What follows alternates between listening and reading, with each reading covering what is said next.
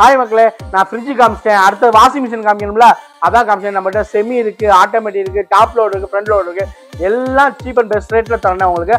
ஆடி offer மறந்துடாதீங்க. இதெல்லாம் பாத்தீங்கன்னா ஃபுல் ஆட்டோமேட்டிக் 7 kg 7 பக்கத்தில் அவங்க க்ளோஸ் பண்ணுவாங்க.